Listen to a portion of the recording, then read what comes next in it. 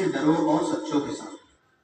حضرات محترم، اس آیت پر میں ایک زمانے سے بول رہا ہوں اور ہمیشہ نئے نئے موضوع سے بولتا ہوں، لیکن اس آیت کا ترجمہ، تفسیر اور مفہوم میں آج تک سمجھا ہی نہ پایا۔ اللہ اکبر کبیرہ۔ اے ایمان والو، اللہ سے ڈرو، سچوں کے ساتھ رہو۔ جب اللہ کہہ رہا ہے اللہ سے ڈرو، دیکھیے جب بندہ اللہ سے ڈرتا ہے تو جنت تو اس کی ویسے ہی ہو گئی، دنیا تو اس کی ویسے ہی ہو گئی۔ جو بندہ اللہ سے ڈرتا ہے، نبی تو اس کے ہو گئے، غوث و خواجہ قطب رضا جتنے بھی ہیں وہ سب تو اس کے ویسے بھی ہو گئے، لیکن آگے ارشاد فرما رہا ہے سچوں کے ساتھ ہو جاؤ۔ اس کا مطلب کیا ہے؟ سچوں کے ساتھ ہو جاؤ، کیونکہ سچے وہی ہوتے ہیں جو اللہ والے ہیں۔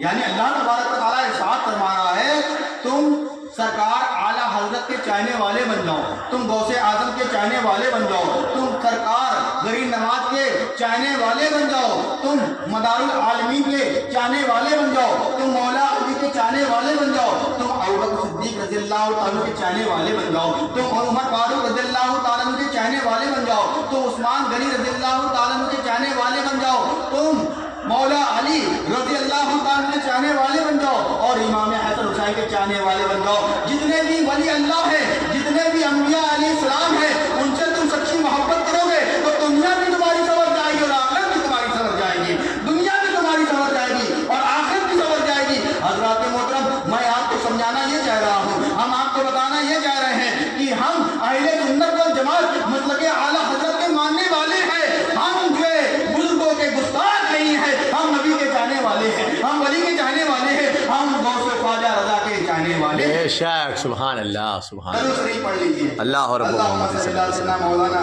محمد صلی اللہ علیہ وسلم صلاۃ و سلام علیک یا سیدی یا رسول اللہ صلی اللہ علیہ وسلم۔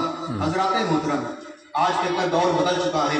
ایک دور تھا کہ لوگ جو ہے ناچ گانا میں ملوث تھے، ایک دور تھا کہ لوگ طبلہ اور سارنگی بجاتے تھے، ایک دور ایسا آیا کہ لوگ قوالی میں صوفی محفلوں میں بیٹھا کرتے تھے۔ میں صوفی محفلوں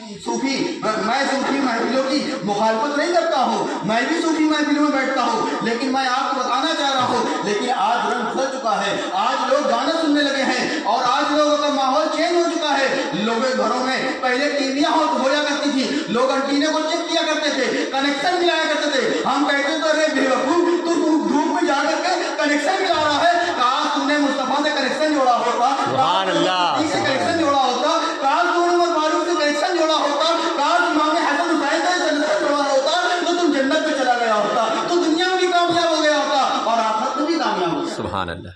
لیکن آج کا ماحول چینج ہو چکا ہے، لوگ سننا پسند کرتے ہیں۔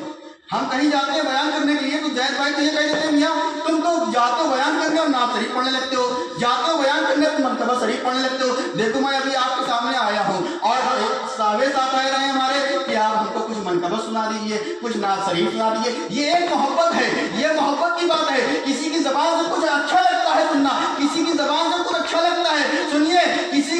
کسی کے حصے میں دکا آئی، کسی کے حصے میں مکہ آیا، میں گھر میں سب سے چھوٹا تھا، میرے حصے میری ماں آئی، میں گھر میں سب سے چھوٹا تھا، میرے حصے میں میری ماں آئی۔ حضرات محترم، یہ مت سوچو کہ تم چھوٹے ہو، یہ مت تم سوچو کہ تم بڑھاپے میں چلے گئے ہو، لیکن میں اتنا بتانا چاہتا ہوں کہ عقل مند شخص وہ ہے جو موت سے پہلے موت کی تیاری کرے۔ پیارے آقا صلی اللہ علیہ وسلم کے بارگاہ میں ایک صحابی آئے، کہا یا رسول اللہ صلی اللہ علیہ وسلم، بخاری اور مسلم کی حدیث ہے، میں آپ کو اس کا حوالہ دے سکتا ہوں۔ انصاف فرماتے ہیں یا رسول اللہ صلی اللہ علیہ وسلم، دنیا میں بہت سارے لوگ ہیں لیکن عقل مند کون ہے؟ تو سرکار دو عالم صلی اللہ علیہ وسلم انصاف فرماتے ہیں جو موت کو کثرت سے یاد کرتے ہیں، جو آخرت کی تیاریاں کرتے ہیں، وہی اصلی مومن ہے، وہی جو ہے عقل مند شخص ہے۔